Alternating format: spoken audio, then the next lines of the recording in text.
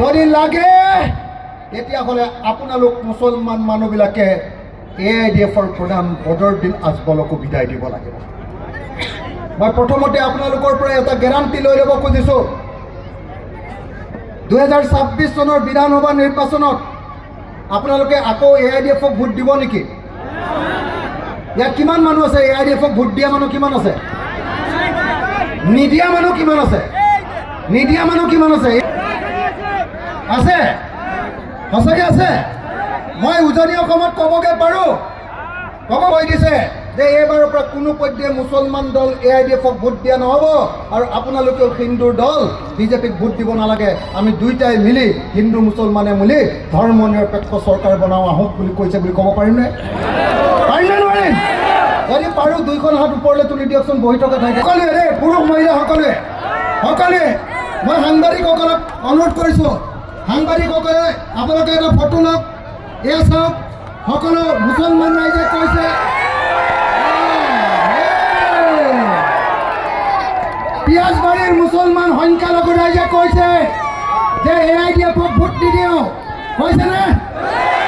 কাক ভোট নিদিয়ে? কাক ভোট নিদিয়ে? কাক ভোট নিদিয়ে? কাক ভোট নিদিয়ে? AIDFক ভোট নিদিয়ে ন? নিদিয়ে, ভোট নিদিয়ে। হয়নে নহয়? হয়নে নহয়? তেতিয়াহ'লে আজিৰ সভাত আমি সিদ্ধান্ত লৈছোঁ যে হিন্দু সাম্প্ৰদায়িক দল BJP তাৰ অলপ কথা নাপাতিব, কথা নাপাতিব। হিন্দু সাম্প্ৰদায়িক দল BJP তাৰ চৰ্দাৰ হিমন্ত বিশ্ব শৰ্মা আৰু মুছলমান সাম্প্ৰদায়িক দল AIDF তাৰ চৰ্দাৰ মৌলানা বদৰুদ্দিন আজমল হক ডাঙৰ কি মৌলানা বদৰুদ্দিন আজমল ডাঙৰীয়া, এই দুইজনকে তেওঁলোকৰ চকীখনৰ সৈতে, মানুহকেইজনক নহয় আৰু চকীখনৰ সৈতে তেওঁলোকৰ আসনকেইখন আমি একদম ৰছীৰে সৈতে বান্ধি সব হিন্দু আৰু মুছলমান মানুহে লগ লাগি এনেকৈ ধৰি ধৰি ধৰি ধৰি আমি একদম ব্ৰহ্মপুত্ৰলৈ এনেকৈ দলিয়াই দিম। 26ৰ ইলেকশ্যনত দলিয়াব পাৰিম নে নোৱাৰিম? হিমন্ত আৰু বদৰুদ্দিন আজমল ডাঙৰীয়াক আমি দলিয়াব পাৰিম নে নোৱাৰিম? সঁচাকৈ পাৰিম নে নোৱাৰিম? যদি পাৰিম সকলোৱে পাৰিম বুলি কওক। পাৰিম নে নোৱাৰিম? আৰু মহিলাসকলে মাত দিয়া নাই। পাৰিম নে নোৱাৰিম? পাৰিম নে নোৱাৰিম? পাৰিম নে নোৱাৰিম? আমি সকলোৱে মিলি 2026 চনত বদৰুদ্দিন আজমল আৰু হিমন্ত বিশ্ব শৰ্মাক দলিয়াই পেলাম ব্ৰহ্মপুত্ৰত, আৰু ব্ৰহ্মপুত্ৰত দলিয়াই পেলাই আমি নতুন এখন সম্প্ৰীতিৰ অসম গঢ়িম য'ত হিন্দু আৰু মুছলমানে একেলগতে বসবাস কৰিব পাৰিব। হয়নে নহয় ৰাইজ? য'ত মুছলমান মানুহ বুলি পুলিচে ধৰি নিয়া এজন অভিযুক্তক, এজন পুলিচে যে চোৰ এজনক ধৰি নিয়ে, এজন ডকাইত এজনক ধৰি নিয়ে, অন্য 2 নম্বৰী বেপাৰী বেয়া কাম কৰা মানুহ এজনক যে ধৰি নিয়ে, হিমন্ত বিশ্ব শৰ্মাই মুছলমান হ'লে কি কৰে জানেনে? ৰাতি 2টা বজাত পুলিচক লগাই গুলিয়াই মাৰি পেলায়। মাৰে নে নামাৰে?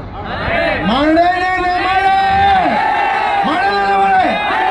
যদি দুখীয়া মানুহ এজনে নদী ভাঙাৰ কাৰণে ঘৰ গৈ অকণমান চৰকাৰী মাটি অকণ দখল কৰিছে, লগে লগে হিমন্ত বিশ্ব শৰ্মাৰ বুলডোজাৰ গৈ আমাৰ দুখীয়া অসমীয়া এই মুছলমান মানুহবিলাকৰ ঘৰবিলাক ভাঙি দিয়ে নে নিদিয়ে? ৰাইজসকল দিয়ে নে নিদিয়ে?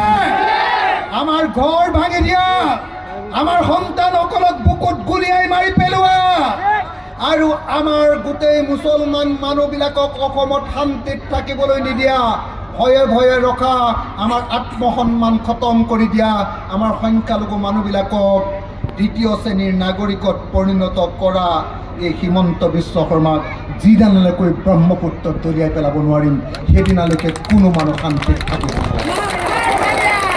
আৰু সেইকাৰণে মই যোৱা 26 অক্টোবৰ তাৰিখৰ পৰা ঘৰৰ পৰা ওলাইছোঁ আৰু ঘৰত এতিয়ালৈকে জিৰণি লোৱা নাই, যিদিনালৈকে হিমন্ত বিশ্ব শৰ্মা চৰকাৰখনক ভাঙি লৈ নতুন এখন চৰকাৰ নকৰিম সেইদিনালৈকে BJP চৰকাৰক কেতিয়াও শান্তিত থাকিবলৈ নিদিয়ে। যিকোনো খবৰৰ বাবে যোগাযোগ কৰক 7099017330 লগতে 7099017110 নম্বৰত।